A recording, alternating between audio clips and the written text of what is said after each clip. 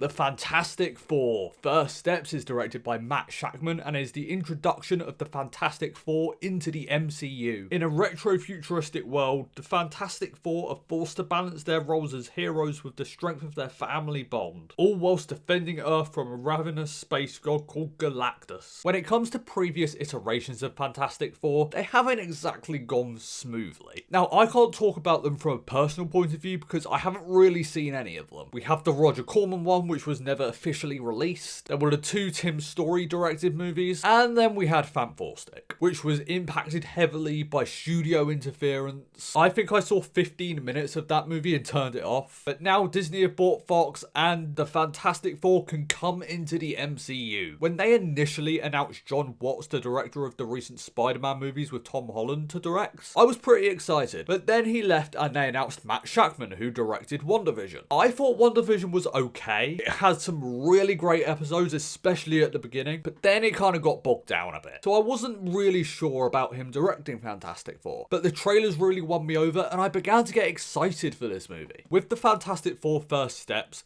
the main thing they needed to get right was the family bond. Because if you A, don't write it well, and B, don't cast the right people to create that bond, then the film is just gonna fall flat on its face. But thankfully, this is the best element of the film. Pedro Pascal, Vanessa Kirby, Ebon Moss-Bachrach, and Joseph Quinn are amazing. They genuinely do feel like a family. Each actor brings something different to their character, so each character feels really unique and that they bring something new to the team. I really liked Pedro Pascal's Reed Richards. Now, I will say he's not exactly the most animated of people, but I think that works for what they were going for with his character, because without giving anything away, this is a character who is scared for a lot of this movie, and that really is what drives him. So Pedro Pascal really does a great job at humanizing this character. Vanessa Kirby's Sue Storm is also given a lot to do emotionally, and Vanessa Kirby really pulls it off. She makes you feel everything Sue is going through. Joseph Quinn and Ebon Moss-Bachrach are just really entertaining as Johnny Storm and the Thing. Kirby as a supporting character, I want to see more of him. Every time he was on screen, I had a smile on my face. Everyone in the team gets plenty of moments to shine. No one is left out. This is also a film that is very focused on character. Don't get me wrong, there are a number of action sequences in this movie, but we do get a lot of scenes where we are just getting to know these characters and understanding how they're feeling in a situation. Even when the film gets big in scale, it never forgets particularly what Reed and Sue are going through emotionally, which just makes this movie a really engaging watch. As I mentioned earlier, I was a bit on the fence about Matt Shakman directing, but he proved me wrong. This movie is incredibly well directed. It's probably one of the most stylistic MCU movies, which I've been asking for MCU movies to feel more stylistic. This is such a visually vibrant movie. Shakman really leans into a 1960s aesthetic, and he also never shies away from the comic booky aspects of it. This is a movie brimming with colour and imagination. This is also a mostly well-paced movie. Without credits, it comes in at about an hour and 45. The film knows when to have the big action moments, but it knows when to slow down and let you breathe with the characters a bit. For the most part, this movie has stakes, which I can't say has been true for a lot of the MCU movies as of late. It does feel like something is at risk, again, because of that focus on the characters. So there's a ton to really enjoy in this movie, but I do have a couple of issues. As I just mentioned, mostly the film does feel like it has stakes, but I will say these aren't as strong in the second act of this movie, mainly due to Galactus. I do think Galactus is a very menacing villain. His presence is really intimidating and you do feel that, but personally I struggled to understand his motivation, why his main goal was his main goal, which did make it hard to kind of understand what was at stake in the middle portion of this movie. I did say this film was mostly well paced. There is I can't even really call it a subplot, but there is something that happens with the Thing and another character where there's maybe 2 scenes of this in the movie and it feels so out of place I genuinely don't know why it's here. And I do think there are a couple of moments that do feel a little far-fetched. I know this is a comic book movie and the suspension of disbelief is high, but even so, there were some moments where I was just like, I don't know if I completely buy that. Putting those things aside, I had a great time with the Fantastic Four First Steps. It is Marvel's first back-to-back win since